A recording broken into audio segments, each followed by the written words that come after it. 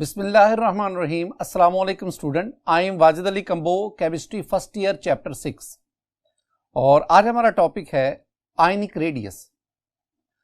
Student इस topic में हम दो तरह के जो आयन्स हैं, आई मीन कैटाइन और एनाइन, इनके रेडियस के बारे में हम डिस्कस करेंगे, यानी पीरियोडिक ट्रेंड पढ़ेंगे। इसी लेक्चर का जो दूसरा हिस्सा होगा उसमें हम कोवलेंट रेडियस उसको भी स्टडी करेंगे।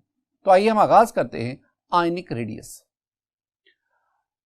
स्टूडेंट आयनिक रेडियस का आगाज हम इसके डेफिनेशन से करते हैं। हमारी टेक्स्ट बुक में जो इसकी डेफिनेशन लिखी हुई है जरा उसको देखते हैं।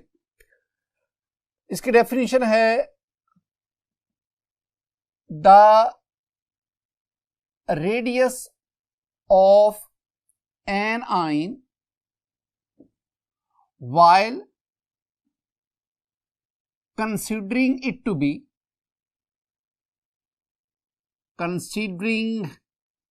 be spherical in shape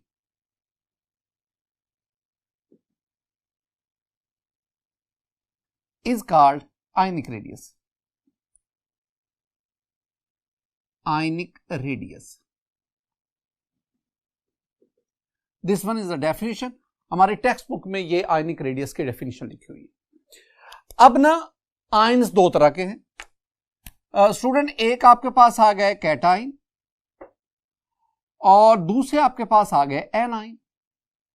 तो इसका मतलब है हमने दो तरह का रेडियस स्टडी करना है।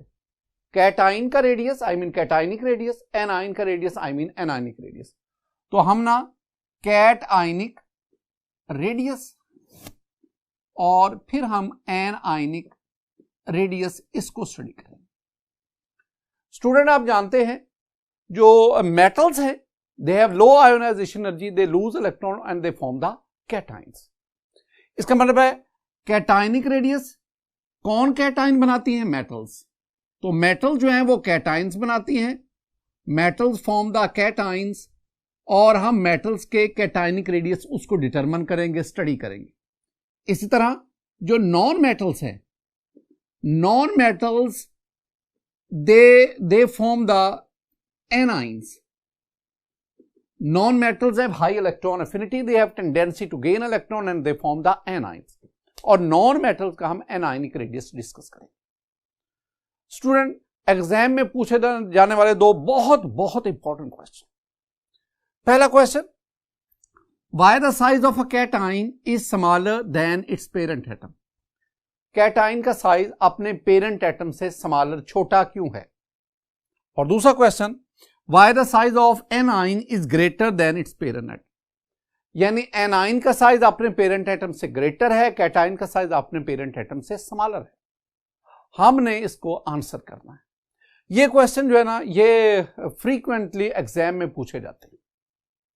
मैं दोबारा ना इस क्वेश्चन को मैं आपके सामने दोबारा इसको बताता हूं कि पूछा क्या जा रहा है। पूछा जा रहा है कि आपके पास ये एक एटम है, sodium atom. My dear student, sodium atom से जब एक इलेक्ट्रॉन का लॉस हुआ हमारे पास ये सोडियम आयन बना by the loss of one electron. ये जो सोडियम आयन बना इस पे पॉजिटिव चार्ज है, ये कैटाइन है। अब सोडियम एटम का जो साइज है, जो रेडियस है, वो 186 पिकोमीटर। मैं यहां ये बताता चलूं कि बाज बुक्स में ना सोडियम एटम का जो एटॉमिक साइज है, एटॉमिक रेडियस है, वो 157 भी दिया हुआ है, बाज जगह पे 162 भी दिया हुआ है। मैं इसको 186 ले रहा हूं क्योंकि हमारी बुक में ये 186 दिया हुआ है। तो the atomic size of atomic radius of sodium is 186, लेकिन जो सोडियम से जो कैटाइन बना इसका साइज जो है वो रेडियस जो है वो 95 पिकोमीटर। अब कैटाइन का रेडियस कम है और जिस एटम से वो बना यानी उसके पेरेंट एटम उसका रेडियस ज्यादा है। हम इसको लॉजिकली डिस्कस करना चाहते हैं कि ऐसा क्यों होता है। मैं ना आपके सामने इसी एग्जांपल को डायग्राम की सूरत में बयान करता हूं। माय डियर स्टूडेंट, मेरे पास ये सोडियम का एटम है। जरा इस एटम को देखें। न्यूक्लियस में प्रोटॉन 11, फर्स्ट ऑर्बिट में 2 इलेक्ट्रॉन, सेकंड ऑर्बिट में 8 इलेक्ट्रॉन, थर्ड ऑर्बिट में 1 electron. This one is sodium atom. और मैं इसी सोडियम एटम की बात कर रहा हूं कि इसका जो रेडियस है वो 186 पिकोमीटर है। अब सोडियम के वैलेंस शेल में एक इलेक्ट्रॉन है, आप उस इलेक्ट्रॉन का लॉस करवाएं, आपके पास ये सोडियम का एटम आयन बन गया Na+1। न्यूक्लियस में प्रोटॉन 11, लेकिन फर्स्ट ऑर्बिट में 2 इलेक्ट्रॉन, के शेल में 2 इलेक्ट्रॉन और एल शेल में 8 इलेक्ट्रॉन। एम शेल है ही नहीं, क्योंकि जब इलेक्ट्रॉन का लॉस हुआ तो शेल का भी लॉस हो गया। अब वो जो आपके पास सोडियम आयन बना, जो कैटायन बना, उसका साइज अपने पेरेंट एटम से कम है, 95 पिकोमीटर। अब हमने बता रहे हैं कि ऐसा क्यों हुआ। माय डियर स्टूडेंट, 3 बातें ज़हन में रखनी। पहला पॉइंट, सोडियम एटम में proton 11, electron 11, there is balance ratio between proton and electron, balance ratio between proton and electron. जब आपके पास सोडियम आयन बना, उसमें प्रोटॉन तो 11 है, लेकिन एक इलेक्ट्रॉन के लॉस के बाद अब उसमें इलेक्ट्रॉन रह गए 10, यानी the sodium ion has imbalance proton electron ratio. ये पहली बात। यानी आप कहेंगे, पहला जो इसकी जस्टिफिकेशन आप देंगे तो आप कहेंगे imbalance proton electron ratio in cation.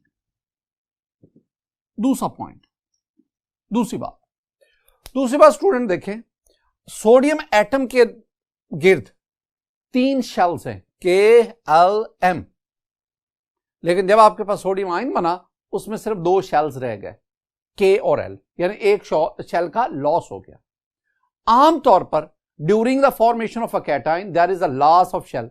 आमतौर पर मैग्नीशियम एटम ले लो, मैग्नीशियम एटम के बाहर 2 इलेक्ट्रॉन है, वैलेंस शेल में 2 इलेक्ट्रॉन है, उन दोनों इलेक्ट्रॉन का लॉस हुआ, Mg2+ बना, लेकिन उन दोनों इलेक्ट्रॉन के लॉस की वजह से शेल भी लॉस हो गया।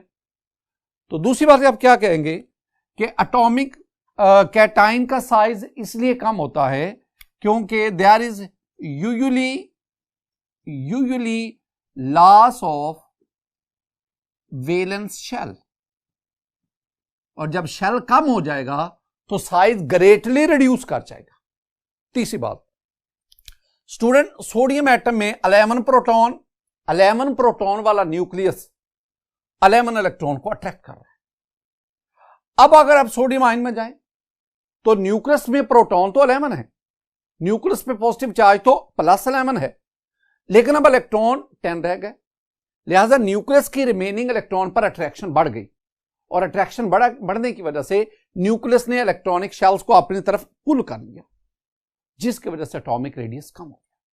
तो तीसरी बात आप क्या कहेंगे, आप कहेंगे greater nuclear attraction, greater nuclear attraction on remaining electrons। जो बाकी इलेक्ट्रॉन बच गए कैटायन में, जो बाकी इलेक्ट्रॉन बच गए, उन इलेक्ट्रॉन पर न्यूक्लियर अट्रैक्शन ज्यादा हो जाती है, और ग्रेटर न्यूक्लियर अट्रैक्शन की वजह से साइज जो है वो ग्रेटली रिड्यूस कर जाता है। दूसरी बात, दूसरा जो क्वेश्चन हमारे पास, why the size of an ion is greater than its parent atom. यानी आपसे पूछा गया स्टूडेंट, आपसे पूछा जा रहा है कि ये आपके पास क्लोरीन एटम है, क्लोरीन एटम का जो साइज है, जो रेडियस है, वो है 99 पिकोमीटर। इसने एक इलेक्ट्रॉन गेन किया, ये आपके पास क्लोराइड आयन बना, ये आपके पास एक एन आयन बना, और इस एन आयन का जो रेडियस है, जो साइज है, वो 181 पिकोमीटर।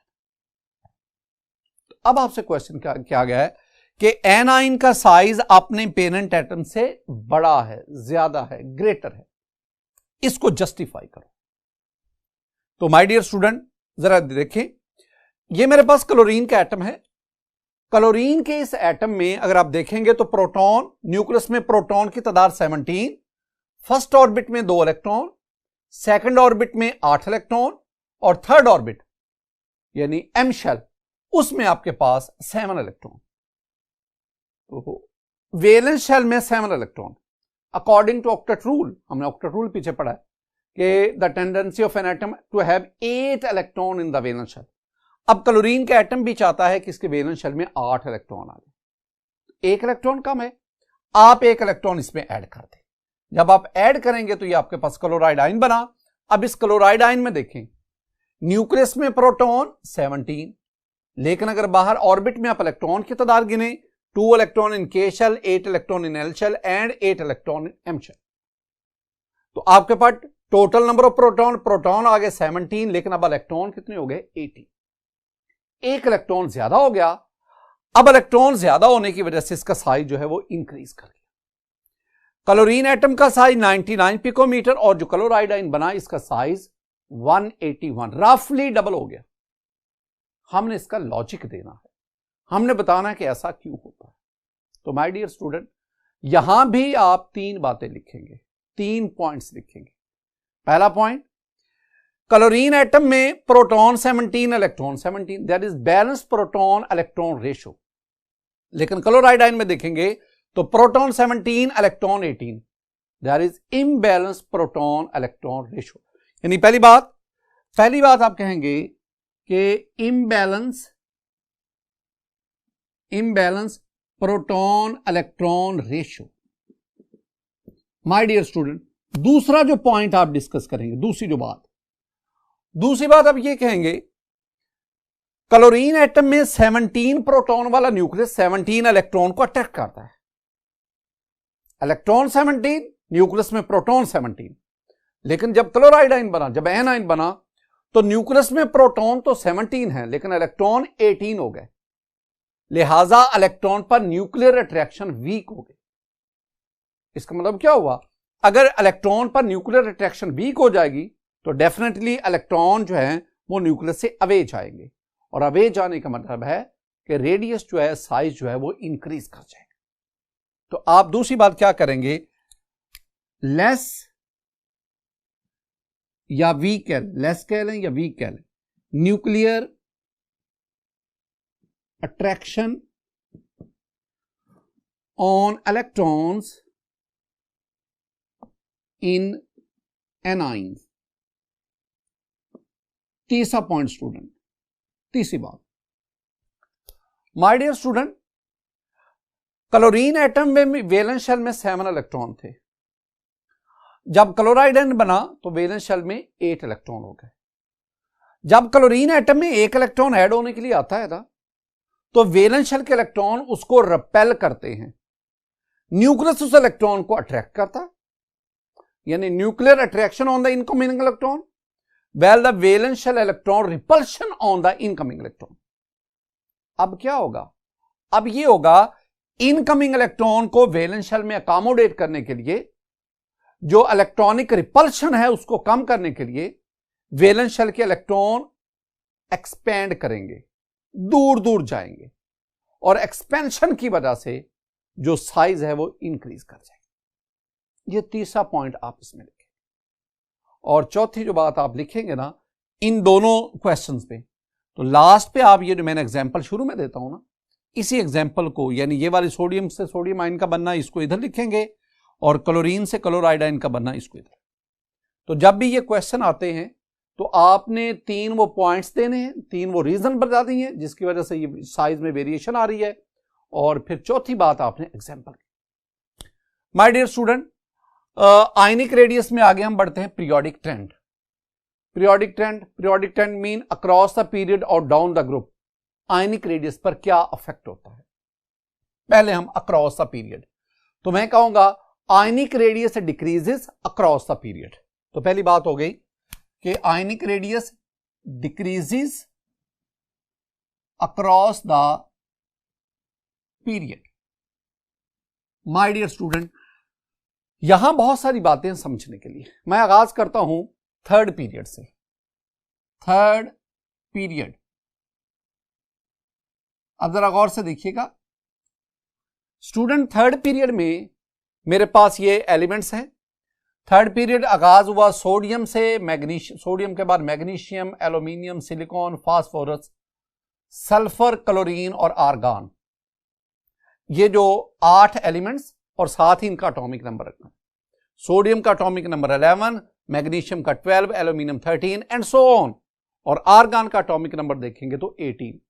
एटॉमिक नंबर हमें बताता है कि इन एटम्स में नंबर ऑफ प्रोटॉन और नंबर ऑफ इलेक्ट्रॉन, जो एटॉमिक नंबर होता है उतने प्रोटॉन और उतने ही इलेक्ट्रॉन होते हैं। माय डियर स्टूडेंट, ये तो एटम हैं।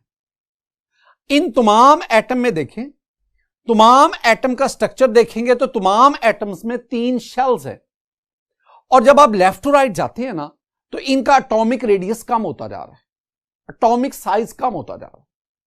ये हम पिछले लेक्चर में एटॉमिक रेडियस वाले चैप्टर में पढ़ के आए कि जब हम लेफ्ट टू राइट जाते हैं तो एटॉमिक रेडियस जो है वो डिक्रीज करता है। स्टूडेंट, अब आपने क्या करना है, आपने ये जो सारे एटम्स है ना, इन एटम से आपने आयंस बनाने। मैं पहले बात करूंगा सोडियम की, मैग्नीशियम की और एल्यूमिनियम की। इन तीनों की मैं बात करता हूं। ये तीनों मेटल्स हैं। Metals have tendency to lose electron and form the cation. अब ये जो तीनों हैं ये इलेक्ट्रॉन का लॉस करेंगे और ये कैटाइन बनाएंगे। अब फिर हम उन कैटाइंस का जो रेडियस है उसकी वेरिएशन को चेक करेंगे। पहले आप आए सोडियम से। सोडियम एटम के वैलेंस शेल से एक इलेक्ट्रॉन निकला, ये सोडियम आयन बना। अब सोडियम आयन में देखेंगे, सोडियम आयन में स्टूडेंट प्रोटॉन 11, इलेक्ट्रॉन 10 और इस पे चार्ज +1। दो इसमें शेल्स देख लो, 2 शेल्स है। सोडियम के बाद मेरे पास मैग्नीशियम आ गया।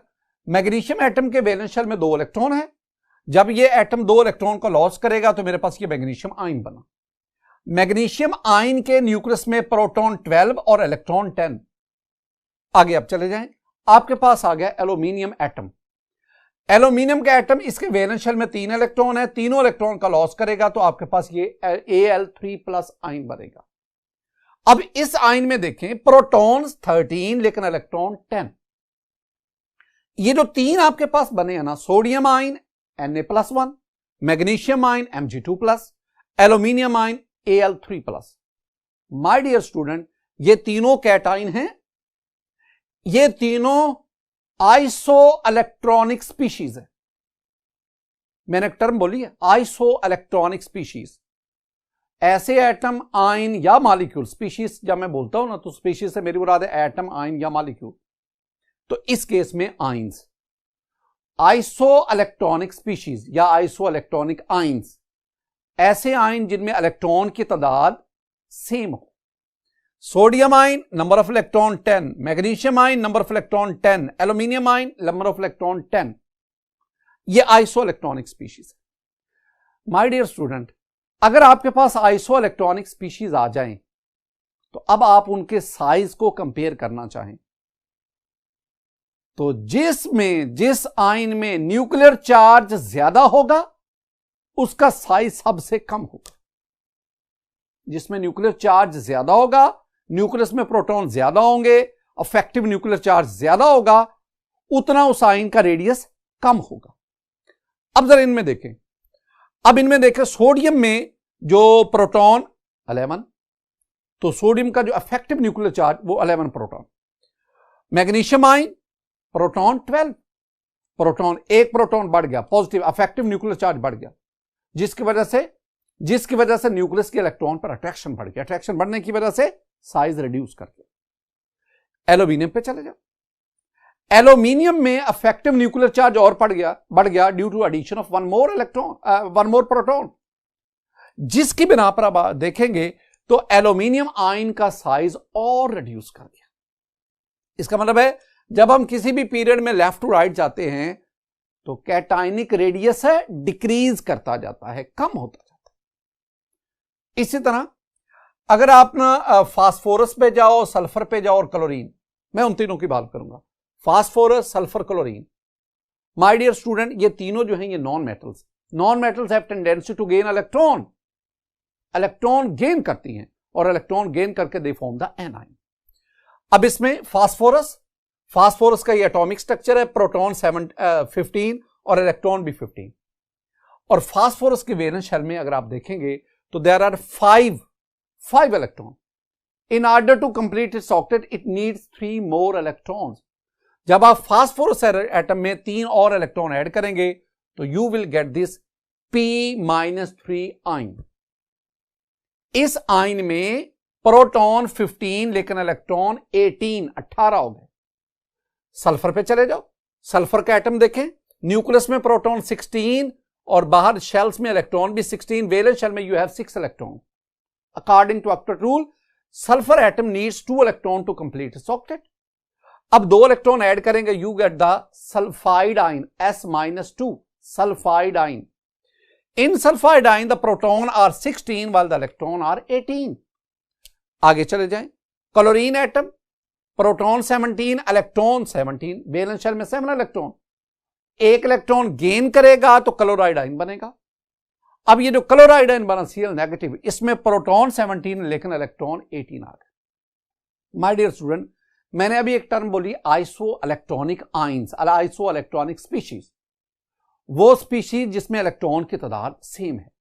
अब आप इनमें देखें, P-3 electron 18, S-2 electron 18, chloride ion electron 18। इसका मतलब है ये तीनों आइसो इलेक्ट्रॉनिक स्पीशीज है। मैंने अभी आपसे कहा कि अगर आपके पास आइसो इलेक्ट्रॉनिक आयंस आए और आप उनका साइज कंपेयर करना चाहें तो जिस आयन में प्रोटॉन ज्यादा होंगे उसका साइज सबसे छोटा होगा। अब P-3 इस आयन में देखेंगे तो आपके पास प्रोटॉन 15, सल्फाइड S-2 इसमें प्रोटॉन 16, और अगर आप क्लोराइड आयन की बात करेंगे तो उसमें प्रोटॉन 17। तो जिसमें प्रोटॉन ज्यादा उसका साइज सबसे कम, यूं क्लोराइड आयन का साइज सबसे कम, सल्फाइड आयन का साइज उससे बड़ा, और P-3 उसका साइज उससे बड़ा है। तो क्या हुआ, जब आप मेटल्स में लेफ्ट टू राइट जाते हैं तो कैटायनिक रेडियस डिक्रीज करता है, जब आप नॉन मेटल्स में लेफ्ट टू राइट जाते हैं एनायनिक रेडियस डिक्रीज करता है। एक और बड़ी इंपॉर्टेंट बात जरा देखें स्टूडेंट, मेरे पास ना ये आइसो इलेक्ट्रॉनिक स्पीशीज मैं आपके सामने लिखता हूं, आइसो इलेक्ट्रॉनिक स्पीशीज। एक बात दोबारा मैं ना क्लियर करना चाहता हूं, ये जो मैं चीजें पढ़ा रहा हूं ना, ये entrance test point of view से बहुत इंपॉर्टेंट है, जरा इनको गौर से देखना है। अब इसमें देखें, मेरे पास इसमें आ गया first one sodium ion, magnesium ion, aluminium ion, इसी तरह मेरे पास nitride ion N3-1 nitride ion, O2- oxide ion और F-1 फ्लोराइड आयन। ये मैंने ना आइसो इलेक्ट्रॉनिक स्पीशीज इन्हें मैं कह रहा हूं, कैसे जरा देखो।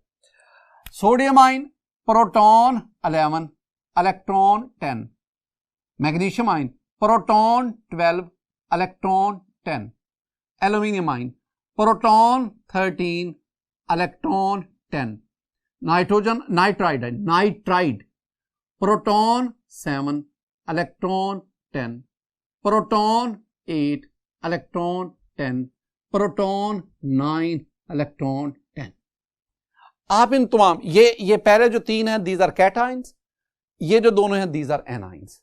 माय डियर स्टूडेंट, इन सब में नंबर ऑफ इलेक्ट्रॉन सेम है, 10-10 इलेक्ट्रॉन है। So all these are isoelectronic species. अब इनमें किसका साइज बड़ा, किसका छोटा, किसका उससे छोटा, वो मैं आपको बार बार तो बता रहा हूं कि अगर आपके पास आइसो इलेक्ट्रॉनिक स्पीशीज आ जाएं और आप आइसो इलेक्ट्रॉनिक आयंस आ जाएं और आप इनका साइज कंपेयर करने लगो तो जिसमें प्रोटॉन सबसे ज्यादा होंगे उसका साइज सबसे कम होगा।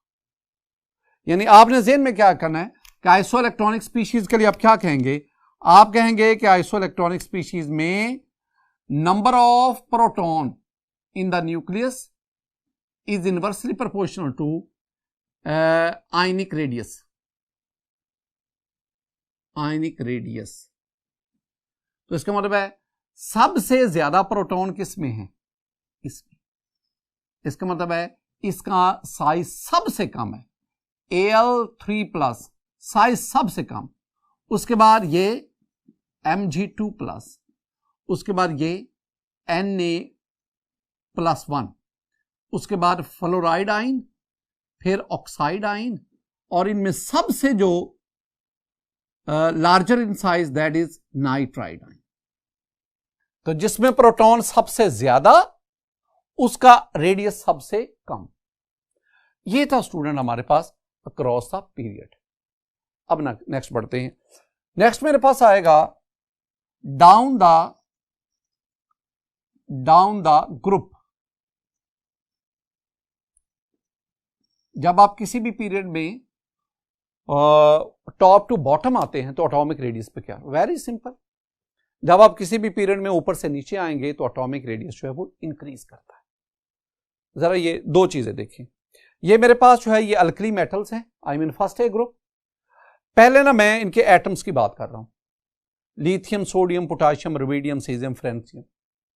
तो आप इनका एटॉमिक रेडियस देखें, ऊपर से नीचे एटॉमिक रेडियस इंक्रीज कर रहा है। अब इन्हीं अल्कली मेटल से ये जो इनके आयंस बने हैं Li+1, Na+1, K+1, ये जो इनके आयंस बने हैं, इन आयंस का साइज अपने पेरेंट एटम से छोटा है, लेकिन जो ट्रेंड जो है डाउन द ग्रुप वो एटॉमिक रेडियस का है, वही ट्रेंड जो है वो कैटायनिक रेडियस का। बिल्कुल इसी तरह अगर आप ये हेलोजेंस को देखें, सेवंथ है group of periodic table are called halogen. पहले आप इसको देखें, fluorine, chlorine, bromine, iodine atomic form में। तो फ्लोरीन का साइज कम, क्लोरीन ज्यादा, ब्रोमीन उससे ज्यादा, आयोडीन का साइज सबसे ज्यादा। इनसे अब ये इनके एनाइन बने, fluoride, chloride, bromide, iodide. My dear student, जब इनके ये जो आयंस बन रहे हैं ना, अब इन आयंस का साइज अपने पेरेंट एटम से बड़ा है, लेकिन ट्रेंड वही है जो एटॉमिक रेडियस का। तो हम क्या कहेंगे, हम यह सिंपल सेंटेंस लिखेंगे, हम कहेंगे down the group the ionic radius increases, वो बढ़ता है। लॉजिक क्या है, लॉजिक वही है जो आपने एटॉमिक रेडियस में देखा। एक और चीज मेरे पास एक चीज आ गई, रिलेशनशिप बिटवीन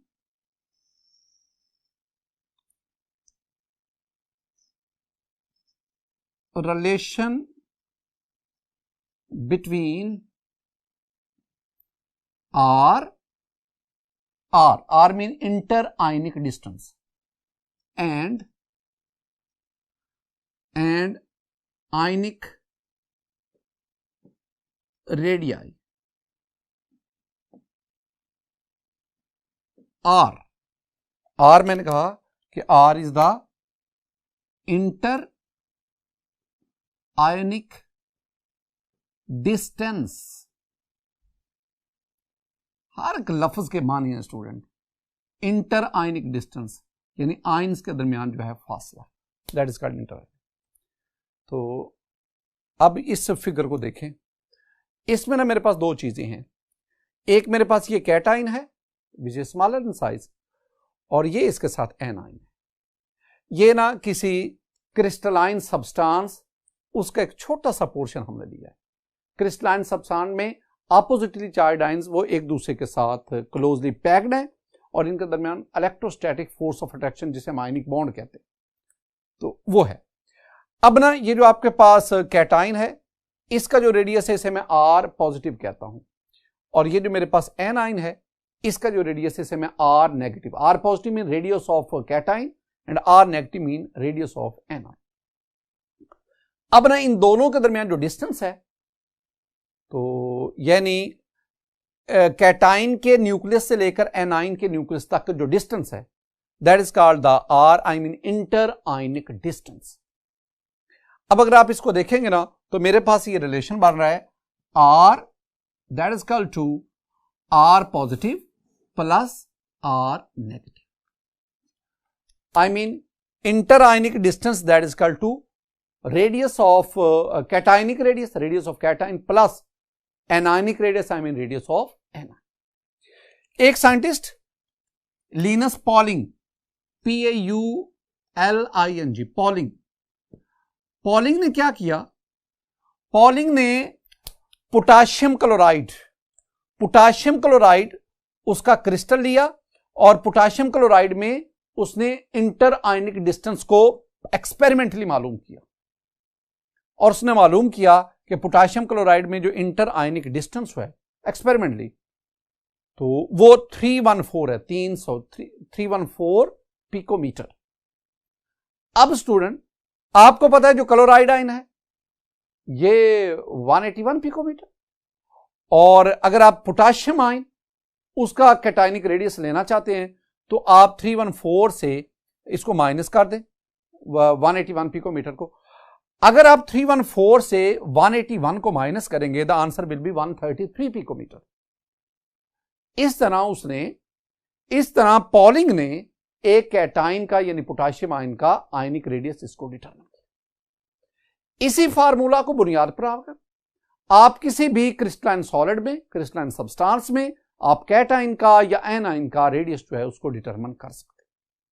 अगर आप कैटाइन का रेडियस लेना चाहेंगे तो आपको R plus that is equal to R minus R negative, और अगर आप एनाइन का रेडियस डिटरमाइन करना चाहते हैं तो फिर आप R minus radius of cation.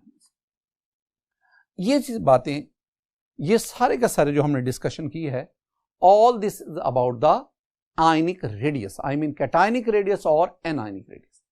My dear student, हम आगे बढ़ते हैं। अब हम स्टूडेंट कोवलेंट रेडियस इसको स्टडी करते हैं। कोवलेंट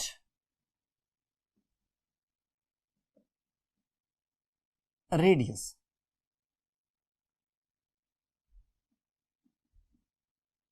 माय डियर स्टूडेंट्स, इसमें मुझे इसकी डेफिनेशन चाहिए, मुझे एग्जाम्पल्स चाहिए, और उसके बाद मैंने डिटर्मिनेशन ऑफ कोवलेंट रेडियस, ये मेरे पास आएगा डिटर्मिनेशन ऑफ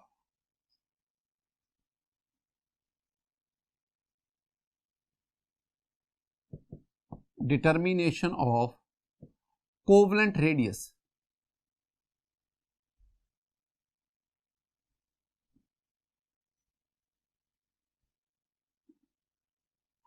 ये हमें चाहिए।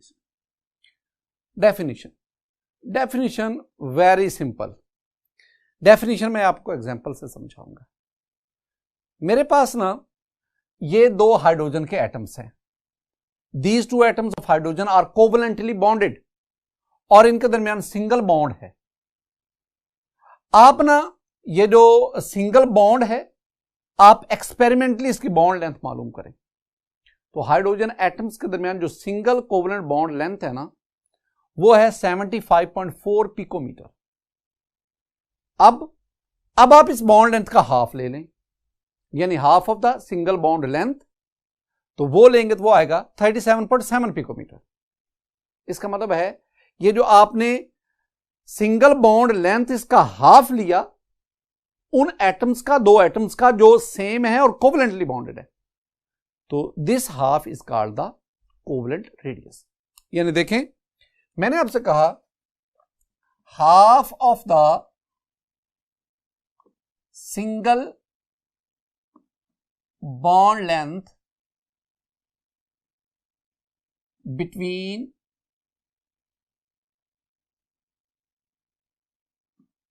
To similar atoms covalently bonded